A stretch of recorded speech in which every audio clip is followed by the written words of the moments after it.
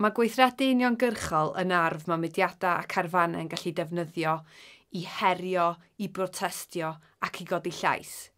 Felly pa fath o ddulliau gweithredu uniongyrchol da ni'n gallu gweld yn cael ei defnyddio yng Nghymru? Beth am edrych ar ddwy esiampl, Mudiad Iaith ag Merched Comin Greenham. Da ni'n gallu diffinio gweithredu uniongyrchol fel unigolion yn gweithredu eu hunan i dynnu sylw at broblem, i gynnig opsiwn amgen. Gall fod yn weithred ddi-drais, fel meddiannu neu protestio, neu gall fod yn weithred dreisgar, enghraifft difrodi eiddo neu gwneud niwed i berson. Enghraifft o ddifrodi eiddo oedd ymdrechion i atal y gwaith ar argaid Llyn Celyn yn Rhyweren yn 1962 a 1963. Un ffurf benodol ar weithredu uniongyrchol ydy anufudd-dod sifil, ac yma mae yna fwriad penodol i dorri'r gyfraith mwyn dangos bod y gyfraith yna'n anghyfiawn.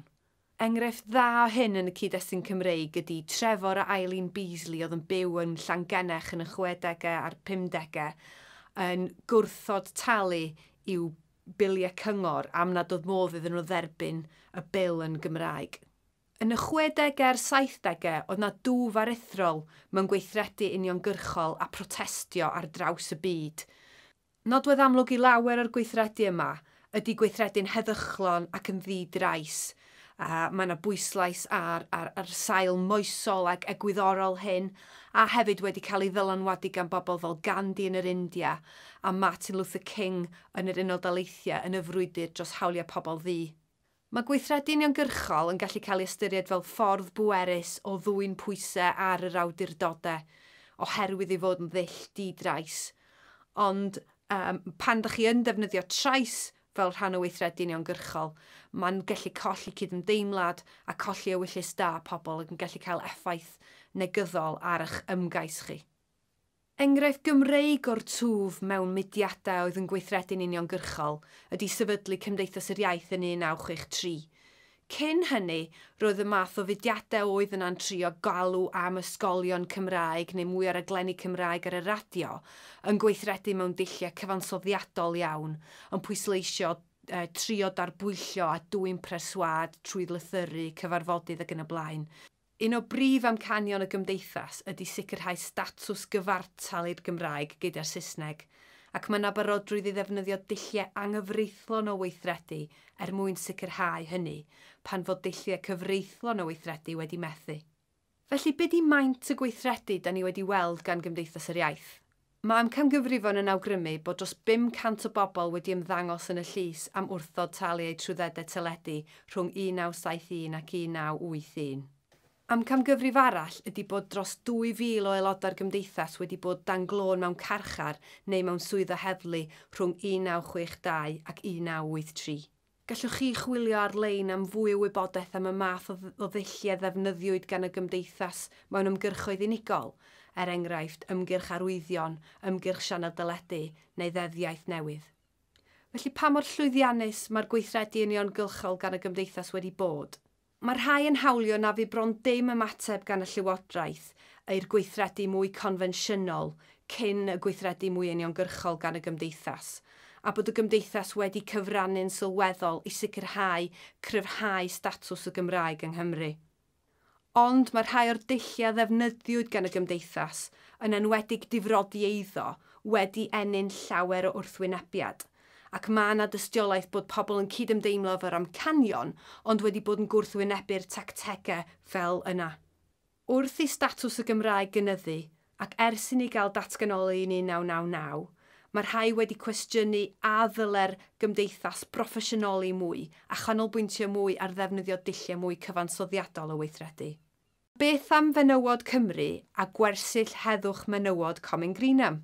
Mae gwreiddiau'r gwersyll yng Nghymru, achos penderfynodd grŵp o fenywod yng Nghymru ym mis Awst 1981 i drefnu gorymdaeth 120 milltir o Gaerdydd i Comin Greenham. Dyma faes awyr oedd yn cael ei rheoli gan yr Unol Daleithiau, a dyma un o'r meysydd ble bydden nhw wedi lansio ymosodiad ar Undeb Sofietaidd yn ystod tensiwn y Rhyfel Oer.